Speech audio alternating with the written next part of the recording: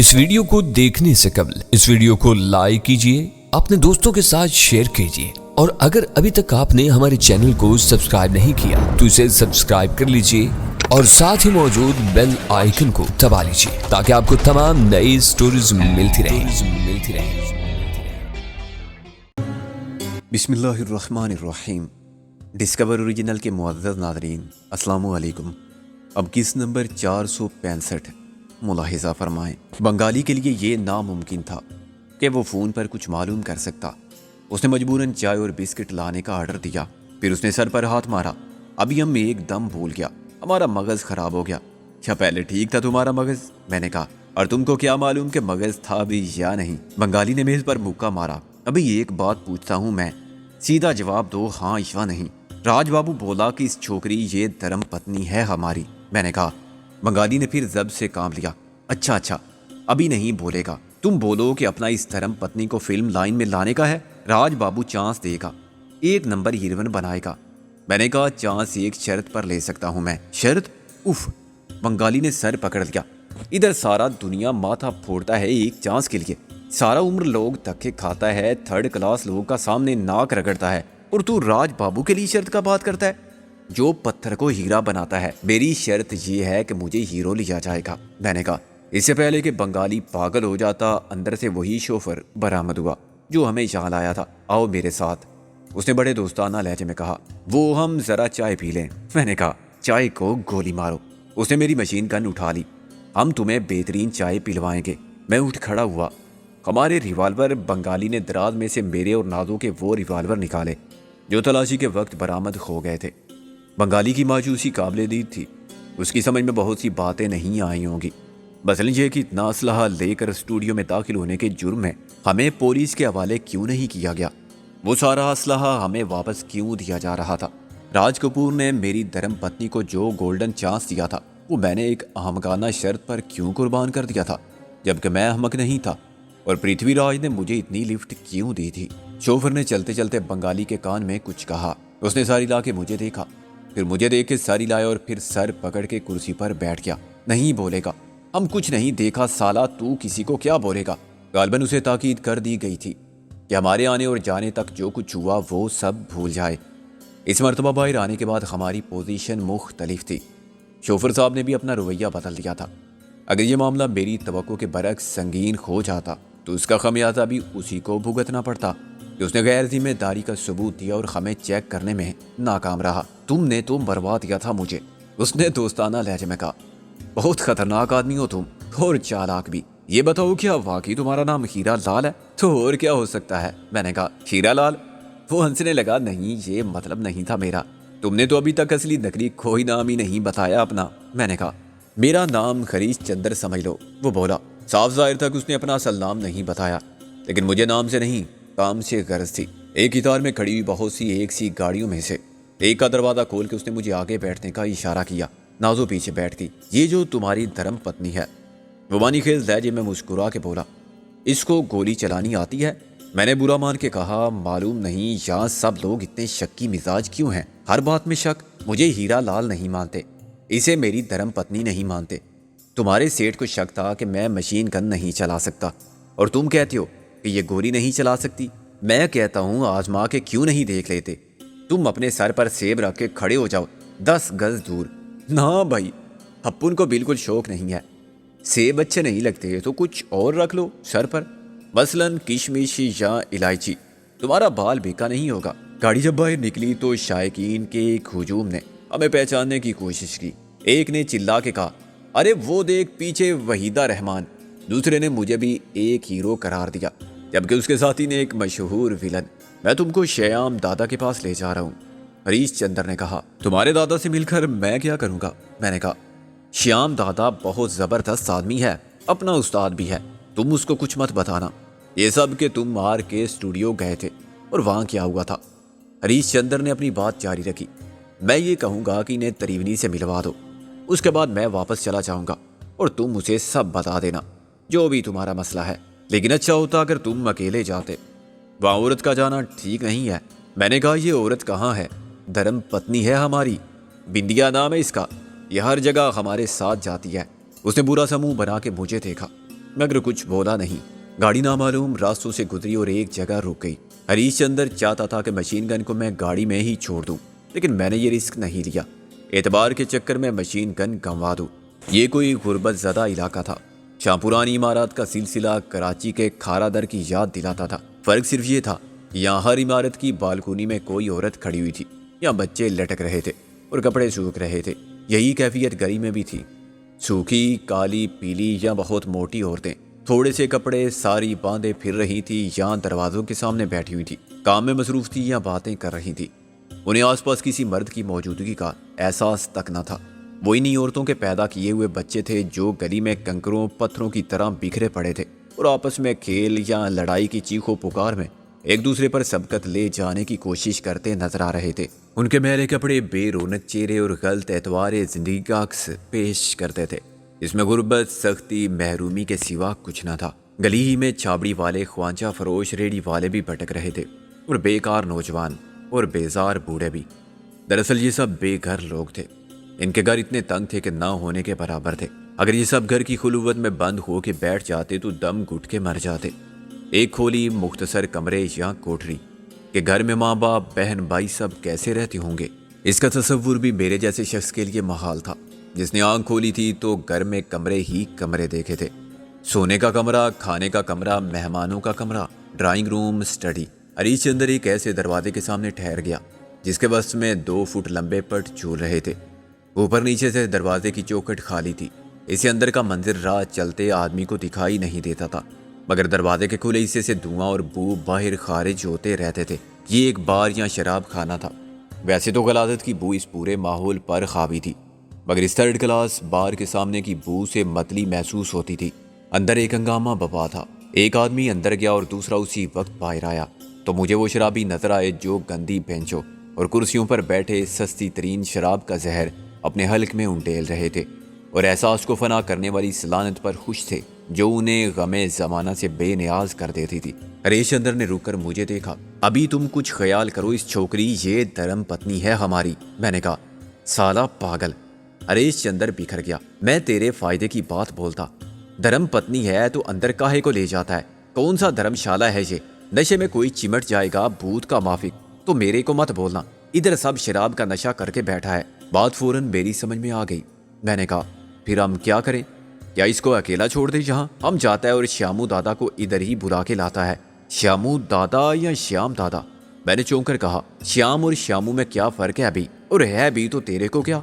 वो बोला और अंदर घुस गया। मैं नाजो के साथ दरवाजे से चंद कदम के फासले पर ठहर गया। मिस नाजो, क्या कमाल की बात है कि श्यामू दादा भी वही है जो श्याम दादा है। मैंने कहा, ये लतीफ़ा मैंने ही समझी। नाजो ने कहा, जब हमने मुंबई में नजूल फरमाया था। मैंने कहा, तो सबसे पहले जो वफद हमारी इस्तकबाल के लिए भेजा गया था वो श्यामू दादा ही ने भेजा था। उनमें से एक को हमने फौत कर दिया था, लेकिन 3 में से 2 ने बेहोश होकर जान बचा ली थी, मगर चौथे ने रज़ाकाराना तौर पर ताउन किया था और उसने अपने बयान से साबित किया था कि इन चारों की खिदमत उन्हीं श्यामू दादा ने हासिल की थी। ये दादा हैं, वो पोते थे, यानी महज बदमाश। क्या पता ये कोई और श्यामू दादा हो? हाँ, होने को क्या नहीं हो सकता। मुंबई शहर में कुछ सिकंदर दादा भी हो सकते हैं और नाजो दादी भी। मैंने कहा, लेकिन ये वही हुए तो खूब मुलाकात होगी। अगर उसे मालूम हो गया कि तुम ही ने उनका बेड़ा गर्क किया था और उसकी लांच बानोमती को वापस लाने वाले तुम ही थे, तो सोचो वो तुम्हारा क्या हशर करेगा। ये उसको मेरी सूरत देख के कैसे मालूम हो सकता है भला? मैंने कहा, वो मुझे नहीं पहचानता। हाँ, उसके भेजे हुए 3 किराए के गोरीलों में से कोई साथ आ गया तो फिर मामला संगीन हो जाएगा। खैर, इस मामले से भी निमट लेंगे। अभी तो ये देखो कि कुदरत क्या कर रही है। श्यामू दादा की खिदमत हासिल करने वाला खुद त्रिवेणी था। ये श्यामू दादा त्रिवेणी का आदमी है? ये आदमी किसी के नहीं होते, प्रोफेशनल लोग हैं, पैसा लेकर काम करते हैं, जिसका जो दिल चाहे वो काम करा ले। त्रिवेणी ने उसके जिम्मे ये काम किया था कि मुझे और गालिब को उठाकर ले आओ, मगर हम उनके हाथ ना आए। जो बच बचा के वापस पहुंचे, उन्होंने त्रिवेणी को बताया कि वो दोनों लिल्ली के साथ थे। चुनाचे त्रिवेणी ने लिल्ली से मालूम किया कि हम कहाँ दस्तयाब होंगे और दूसरी कोशिश में खाकसार अगवा हुआ। तुम्हारा क्या ख्याल है कि यही कातिल है लिल्ली का? मैंने नफी में सर हिलाया। अभी तक हासिल होने वाली मालूमात के मुताबिक श्यामू दादा की टीम ने लिल्ली पर कोई तशद्दुद नहीं किया था। ये काम दिलावर की टीम ने बाद में पहुँच कर किया।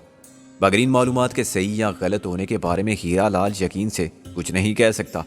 मैं खुद श्यामू दादा से मिलना चाहता था और उसके लिए मुझे बार बार जाना पड़ता। बार बार कहाँ जाना पड़ता? बार बार मैंने कहा। नाजो की चिल्लाहट देख के मुझे हंसी आई। दरअसल एक मसमाता है बारबरा, उनका मैं खाना यानी बार उन्हीं के नाम पर बार बार कहलाता है। श्यामू दादा का ठिकाना वही था। क्या ये बार बार है? इस पर लिखा हुआ तो कहीं भी कुछ नहीं है। मैंने कहा, लेकिन किस्मत की खूबी देखो कि प्यासा सीधा कुएं तक आ गया और इस बार बिसात पलट गई है। पहले त्रिवेणी ने श्यामू दादा को हमारे खिलाफ इस्तेमाल किया था, अब हम उसको त्रिवेणी के खिलाफ इस्तेमाल करना चाहते हैं, कहीं लेने के देने ना पड़ जाएं। हम ना कुछ लेने आए हैं ना देने।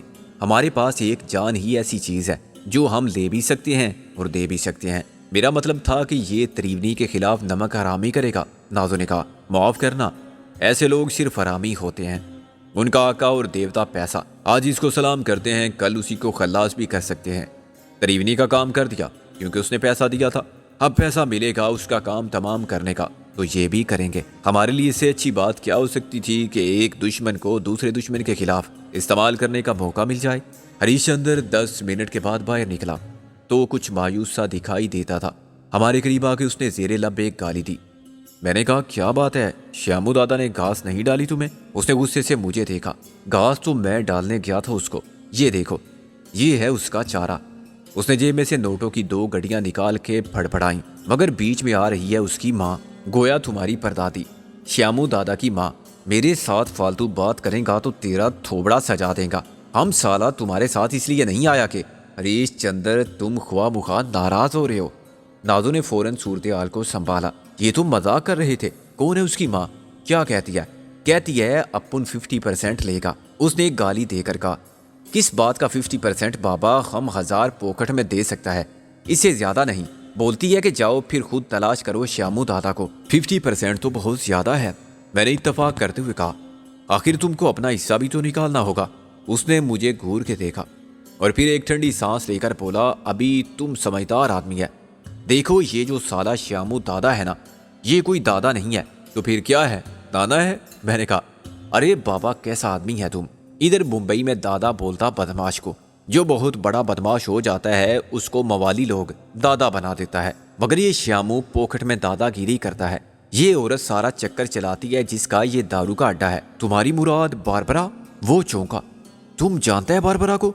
साली एकदम वो कुछ कहते कहते नाजो की तरफ देख के खामोश हो गया। हम क्या करें, अपना जबान में बोलता है तो तेरा धर्म पत्नी लाल पीला हो जाता है। मैंने कहा, क्या श्यामू दादा के बगैर काम नहीं चल सकता? हरीशचंद्र ने नाजो की तरफ देखा। चल सकता है, एकदम चल सकता है, तेरा ये छोकरी हिम्मत करे तो। मैंने कहा, अच्छा हम यहाँ से कहीं और चल के बात करते हैं। गाड़ी में बैठ के हम फिर अजनबी रास्तों पर चल पड़े। फिलहाल मैं इन रास्तों को याद रखने की कोशिश भी नहीं कर रहा था। गाड़ी एक रेस्टोरेंट के सामने रुक गई। मैंने कहा, ये कौन सी जगह है? Church gate.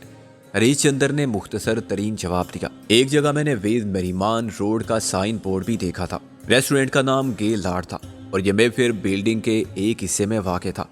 मुझे ये ख्याल परेशान कर रहा था कि त्रिवेणी तक पहुंचने के लिए हमने जो रास्ता इख्तियार किया था वो लंबा होता जा रहा है। आर के स्टूडियो में दाखिल होने की कोशिश ही में काफ़ी वक्त ज़ाया हो गया था। मुझे उम्मीद थी कि पृथ्वीराज बराह रास्त त्रिवेणी का पता बता देगा या मुझे उसके ठिकाने तक पहुंचा देगा, मगर उसने बराह रास्त इस मामले में मुलव्वस होने से गुरेज किया और मुझे हरीशचंद्र के हवाले कर दिया। अब हरीशचंद्र मुझे श्यामू दादा के सपुर्द करना चाहता था तो बीच में बारबरा हायल हो गई। दोपहर के 3 बजने वाले थे, लेकिन अभी तक हम अपनी मंजिल का तयन भी नहीं कर सके थे। अभी खाना खाएगा पहले। हरीशचंद्र ने एक गोशे में टेबल संभालते हुए कहा, तुम मुंबई में नया है? मैंने कहा, नया ही समझो। फिर तुम मेहमान, बोलो क्या खाएगा? उसने बैक वक्त मुझे और नाजो को मुखातिब किया। मैंने बिला तकल्लुफ चाइनीज़ का आर्डर दिया और 3-4 नाम ऐसे लिए कि हरीशचंद्र बौखला गया। एक देहाती से उसको ये तवक्को हरगिज़ ना थी कि वो मुंतखब चीनी खानों के मुश्किल तलफ़्फ़ुज़ वाले खानों के नाम इस रवानी से लेगा जैसे वो चाइनीज़ मेन्यू का आदी है। तुम साला देहाती लगता तो नहीं, उसने वेटर के जाने के बाद कहा। साफ बताओ ये क्या चक्कर है? तुम बताओ ये क्या चक्कर है? श्यामू दादा की ऐसी तैसी, मुझे त्रिवेणी का पता चाहिए। मैंने कहा, श्यामू दादा से मुझे कोई दिलचस्पी नहीं, उससे मिलना होगा तो मैं खुद बराह रास्त भी मिल लूँगा। तुम मुझे यहाँ क्यों लाए हो? उसने दांत निकाल के कहा। एकदम गोली है तू यार, अभी देख सुबह से ऐसे ही फिरता पड़ा है। पेट खाली होवे तो अपना ये खोपड़ी भी खाली हो जाता है। ابھی تو بالکل ٹھیک بولا، ہم تیرے کو تریونی کا پتہ بتانے کے واسطے ادھر لایا ہے، کیا یہ اس کا ریسٹورنٹ ہے؟ میں نے کہا نہیں، ادھر سے تھوڑا فاصلے پر کولابا میں اس کا جیولر شاپ ہے۔ سیسل کوٹ دیکھا ہے؟ میں نے کہا آج تک میں کسی کوٹ میں نہیں گیا۔ وہ ہنسنے لگا، ایک بلڈنگ ہے مہا کوی بھوشن مارگ پر، ایک جیولر شاپ ہے، ٹی کشن چند، وہ تریونی کا فرنٹ ہے۔ ابھی تم فرنٹ کا مطلب جانتا ہے، سامنے کا دندا پیچھے کچھ اور ہوتا ہے، دکان کے پیچھے نہیں، دندے کا نام کچھ اور ہوتا ہے، اس کی آڑ میں کام کچھ اور ہوتا ہے۔ تریونی کشن چند ایک نہیں 2 آدمی ہے، ادھر تو جیولری کا بزنس میں کوئی گھپلا نہیں، مگر کشن چند کا پارٹنر تریونی باہر سے ہیرے اسمگل کرتا ہے، قیمتی پتھر لاتا ہے، خود نہیں لاتا، منگواتا ہے۔ اس کا کیریئر سب چھوکری لوگ ہے، دیسی ولایتی، سب ایک نمبر کا چھوکری ہے جو باہر آتا ہے اور جاتا ہے۔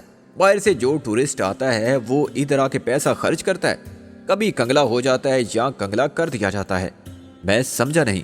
دیکھ اپنا مغز حاضر کر، ہریش چندر نے کہا۔ ممبئی میں بہت ٹورسٹ لوگ آتا ہے، وہ اکثر جو بیچ پر کسی ہوٹل میں ٹھہرتا ہے، ادھر بہت ہوٹل ہے، hotel sea side, sea and sand, palm grove beach hotel, بہت اچھا ہوٹل ہے صاحب۔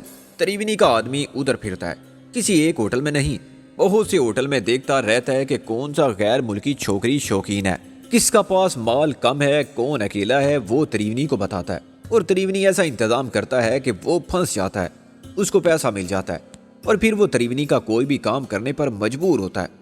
ابھی ہم کیا بات بتائے تم کو، اکیلا چھوکری تو ایسے ہی اٹھ جاتا ہے، اس کو گاڑی میں ڈالا اور لے گیا، ایک دم کنگلا کر کے چھوڑ دیا، یا اس کو فوٹو موٹو اتار لیا اور بس۔ میں نے کہا یہ نکتہ واضح ہو گیا مجھ پر، آگے چلو۔ پھر تریونی اس کو اپنا خرچ پر باہر بھیجتا، ادھر کشن چند کا دکان سے اس کو نقلی جیولری دیتا۔ اسٹیشن دیکھا ہے تم، نقلی ہیرے کا ہار نیکلس وہ گلے میں ڈال کے باہر جاتی ہے، تو ویسے ہی اصلی ہیرو کا ہار ساتھ لاتی ہے، کوئی پکڑے تو اس کا ہینڈ بیگ میں رسید موجود، گواہی کے لیے کشن چند حاضر کہ یہ جیولری ہم فروخت کیا تھا۔ میں سمجھ گیا، لیکن اس معاملے کا ہمارے مسئلے سے کیا تعلق ہے؟ میں نے کہا ابھی غصہ مت کرنا، ایک بار بولتا ہوں تیرے کو، تیرا فائدے کے واسطے۔ ہریش چندر نے کہا تیرا یہ دھرم پتنی ادھر کشن چند کا پاس جا کے بولے گا کہ میرے کو تریونی صاحب سے ملنے کا ہے۔ کشن چند اتنا بے وقوف تو نہیں ہے کہ یہ بات سن کے کہے جائیے وہ آپ ہی کا انتظار کر رہے ہیں، وہ پوچھے گا نہیں کہ تم کون ہو اور کس نے بھیجا ہے تم کو۔ بتاتا ہوں، ابھی کھانا بھی ساتھ کھاؤ۔ ہریش چندر نے کہا اٹلی کا ایک چھوکری ہے جینا، اس کا ساتھ یہ ہوا کہ تریونی اس کو اٹھا لیا، ایک نمبر چھوکری تھا، تریونی اس کا کچھ فوٹو موٹو بنایا، اپنا ساتھ رکھا اس کو ایک ہفتہ، پھر اس کو ادھر سے کچھ جیولری گفٹ کیا، ایک دم نقلی مال، لیکن اس کو کیا پتا، وہ چپ ہو گیا کہ 10 لاکھ کا جیولری کافی ہے، اس کو صرف 2 چیز اصلی دیا، ایک ٹاپس اور ایک انگوٹھی۔ جب وہ ہوٹل واپس گیا تو کشن چند اس کے خلاف چوری کا رپورٹ لکھوا دیا، کیسا جینا نام کا لڑکی ہمارا شاپ پر آیا اور دھوکے سے 10 لاکھ کا جیولری لے گیا، وہ فلاں ہوٹل میں ملے گا۔ پولیس معلوم کیا تو ادھر اس نام کا چھوکری نہیں، پھر دوسرا ہوٹل میں پتہ کیا، ایک جگہ وہ مل گیا، پولیس اس کو گرفتار کے رکھا، اس نے بہت شور کیا کہ یہ ہم نے خریدا ہے، لیکن اس کا پاس کوئی رسید نہیں تھا، وہ کشن چند کو نہیں پہچانا، کشن چند نے اپنا مال پہچان لیا، اس نے کہا کہ بس 2 چیز اصلی ہے، اصلی نیکلس کی طرح، اب اس کا بات کون مانے گا؟ پولیس نے پوچھا کہ کس نے گفٹ کیا تھا اور کیوں، تو وہ لڑکی جو نام بتایا وہ غلط، اس نے اپنا پتہ بھی غلط بتایا، خریداری کا ثبوت کوئی نہیں۔ پولیس نے پوچھا کہ صرف جیولری پر 10 لاکھ کا شاپنگ کیا، تو اس کا پاس اتنا پیسہ کدھر سے آیا؟ بس وہ پھنس گیا، اصلی نیکلس وہ کدھر سے لاتا؟ اس پر الزام آیا کہ اس نے کشن چند کو دھوکہ دیا اور اصلی نیکلس کسی اور کو بیچ دیا، اس کے بعد تریونی نے مدد کی ہوگی۔ میں نے کہا تریونی بولا کہ میرے واسطے کام کرو تو پھر میں چھڑا سکتا ہوں، وہ مان گئی۔